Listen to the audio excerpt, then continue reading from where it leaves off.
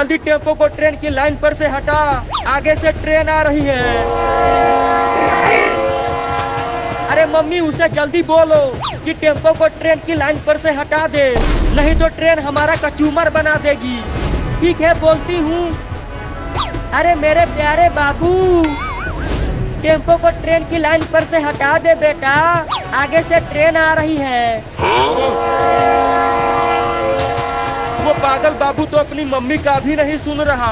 अब क्या होगा? अब तो वही होगा जो मंजूर ट्रेन होगा।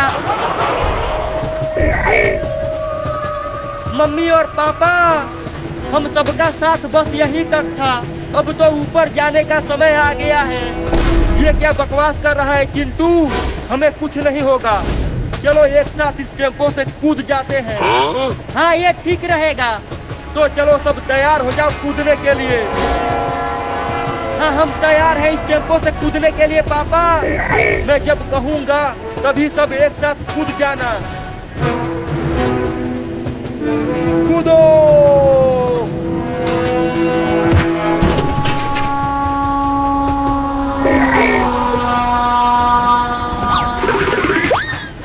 चिंटू और चिंकी तुम सब ठीक तो हो? कहीं कुछ हुआ तो नहीं? हाँ पापा हम तो ठीक हैं, लेकिन बाबू का क्या हुआ? कहीं वो ट्रेन से नहीं, ऐसा नहीं हो सकता, मेरे बाबू को कुछ नहीं होगा। लेकिन वो गया कहाँ? ट्रेन की लाइन पर तो कहीं नहीं दिख रहा। मैंने थोड़ा सा देखा था, बाबू ट्रेन के इंजन के साथ चिपक गया था। क्या? इसका मतलब तो वो ट्रेन के साथ ही चला गया।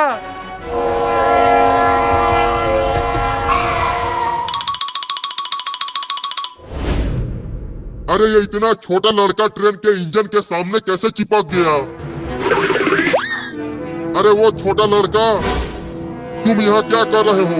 चलो भागो यहाँ से। तू ये क्या बोल रहा है? अरे दादा, मार दिया। मैं तुम्हें पुलिस से पिटवाऊंगा, तूने ट्रेन के ड्राइवर को मारा है। तूने फिर से मुझे मारा, अब देख मैं तुझे बताता हूँ। या!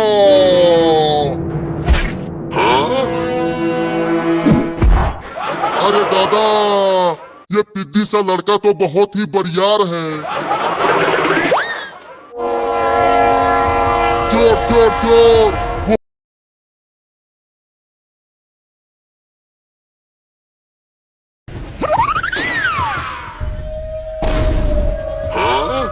वो देखो पापा, वो ट्रेन यहाँ दोबारा आ रही है, लेकिन वो ट्रेन तो पीछे से चल रही है।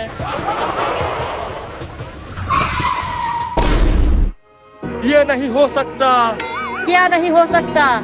अरे वो ट्रेन चलाकर यहाँ आया है। क्या? बाबू को ट्रेन भी चलाना आता है? अब तो बाबू भी बच गया और हम भी। तो चलो इसी खुशी में पार्टी करते हैं।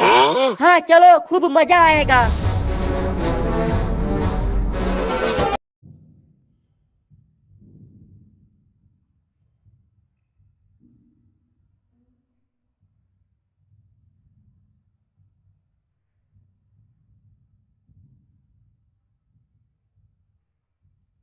Okay fine. अच्छा जी, आज हमारी लास्ट क्लास है और आज हम सीखेंगे रिस्क मैनेजमेंट। स्टार्ट करते हैं। इंट्रोडक्शन होगा और अंडरस्टैंडिंग डेवलपमेंट की जाएगी। रिस्क मैनेजमेंट क्या होता है, कैसे देखें। फॉरेक्स मार्केट जो होती है, इसके अंदर हमेशा से एक बात कही जाती है कि फॉरेक्स मार्केट के अंदर या स्टॉक मार्केट के अंदर 100% कुछ भी नहीं होता। ठीक है, तो इस हवाले से अगर हम ये बात जानते हैं तो हमें कितना रिस्क लेना चाहिए और किस तरह से कैलकुलेशन करनी चाहिए रिस्क की, और किस किस तरह से हम मुख्तलिफ अंदाज में रिस्क को मैनेज कर सकते हैं, आज ये तमाम चीज़ें हम देखने वाले हैं। प्राइम कैपिटल क्या होता है और रिस्क कैपिटल क्या होता है देखेंगे। Playing the game of probabilities. Probabilities क्या होती हैं, साइकोलॉजी क्लास के अंदर आपको बताया था प्रोबेबिलिटीज, बट आज हम इसको डिटेल से डिस्कस करेंगे। कंपाउंड इंटरेस्ट, एक्सपोनेंशियल ग्रोथ और लॉट साइजिंग आज के वेबिनार का हिस्सा है।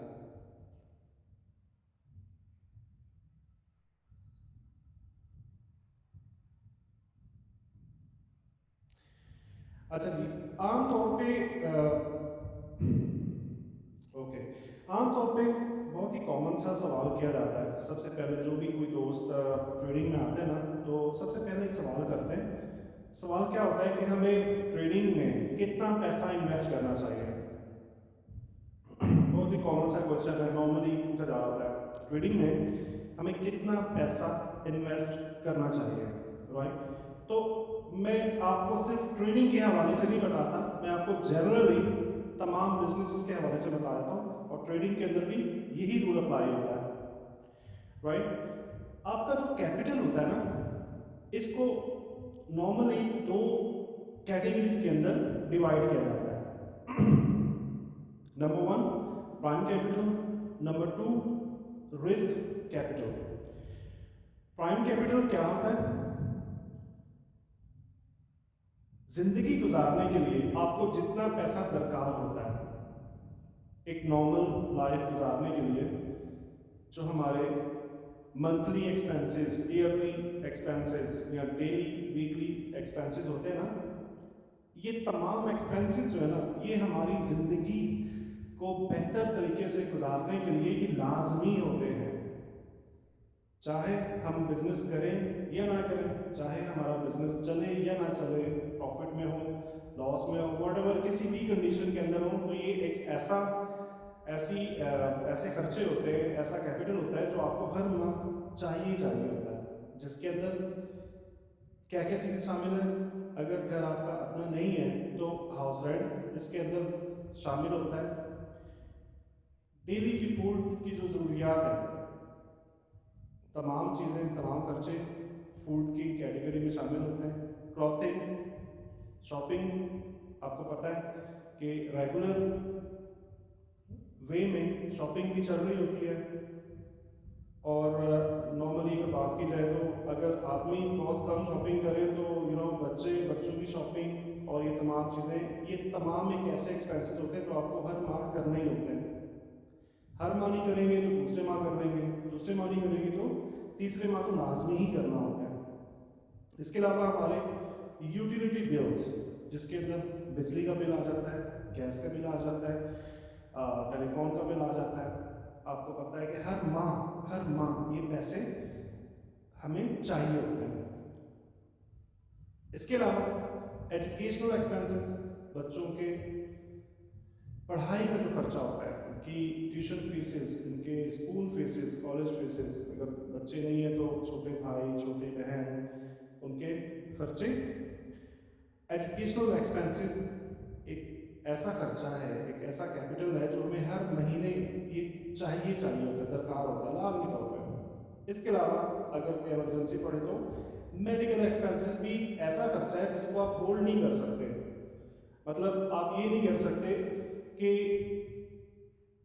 मुझे अभी दर्द हो रहा है तो मैं अभी दवाई भी लेता और मैं 3 दिन बाद दवाई ले लूँगा, या अभी पैसे नहीं है तो मैं 1 हफ्ता रुक जाता हूँ, ठीक है?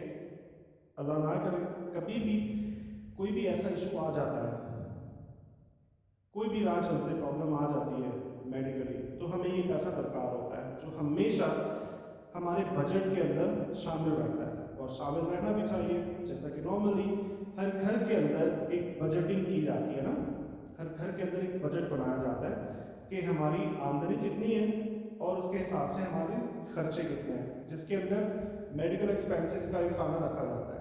और इसके अलावा ट्रैवलिंग एक्सपेंसेस, ये भी हमारी डेली नीड होती है। डेली नीड कैसे? हमारे ऑफिस आने जाने का खर्चा, बच्चों के स्कूल की वैन का खर्चा, और इस तरह के और बहुत सारे ट्रैवलिंग एक्सपेंसेस।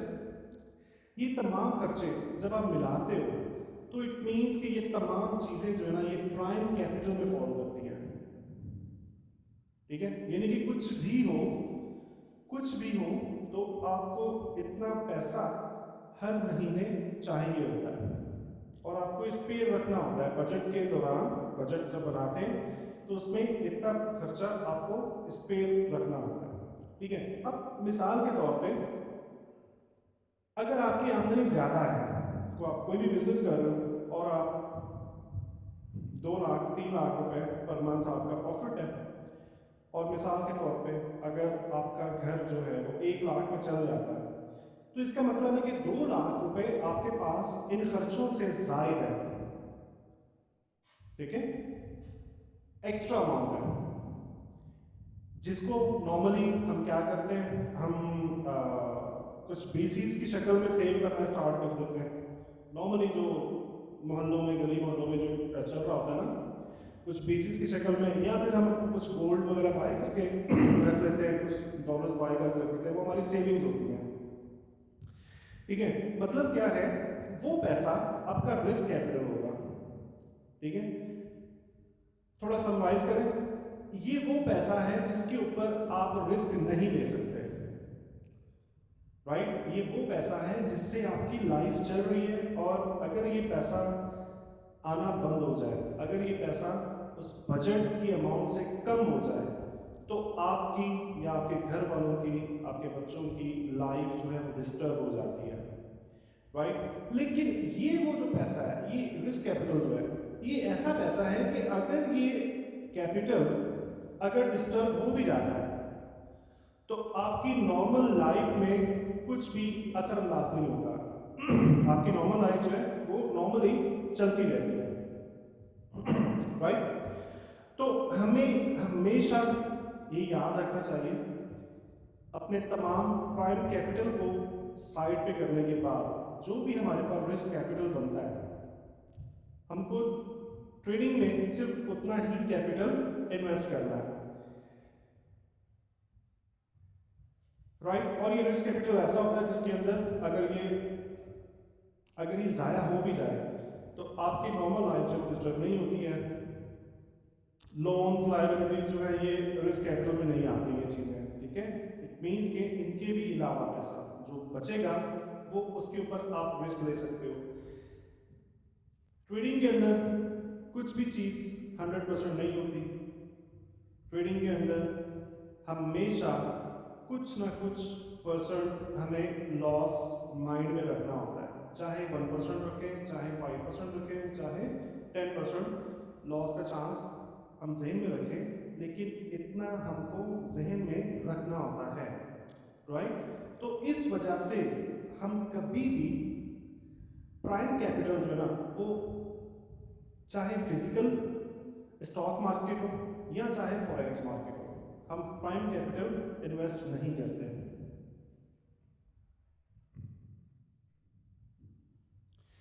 अच्छा, अब बात आती है फिर अगर तो मार्केट में 100% कुछ भी नहीं है और सर्टेनिटी नहीं है, तो फिर आपको इन्वेस्ट क्यों करना चाहिए, मुझे इन्वेस्ट क्यों करना चाहिए। नॉर्मल एक जनरल सा क्वेश्चन पैदा होता है, अगर फॉरेक्स मार्केट में, फिजिकल मार्केट में 100% नहीं है तो हम क्यों इन्वेस्ट करें, हम इस काम को करें क्यों। तो उसका ये सिंपल सा जवाब है कि दुनिया के अंदर कोई भी ऐसी चीज नहीं है जो सर्टेन हो, हमेशा रहे, जिसके अंदर 100% गारंटी हो। इवन हमारी लाइफ, हमारी जिंदगी की भी कोई गारंटी नहीं है, कब मौत आ जाए किसी को कुछ नहीं पता। इसके अलावा ये पूरी दुनिया हमेशा कायम रहने वाली नहीं है, कब कयामत आ जाए किसी को कुछ नहीं पता, अब आए या लेटर, कभी भी कुछ भी हो सकता है। तो इट मीन्स के तमाम चीजें, हमारी पूरी लाइफ रिस्क के ऊपर बनी होती है। और वैसे भी नॉर्मली आप देखो तो दुनिया में कोई भी ऐसा बिजनेस नहीं है जिसमें रिस्क इन्वॉल्व ना हो।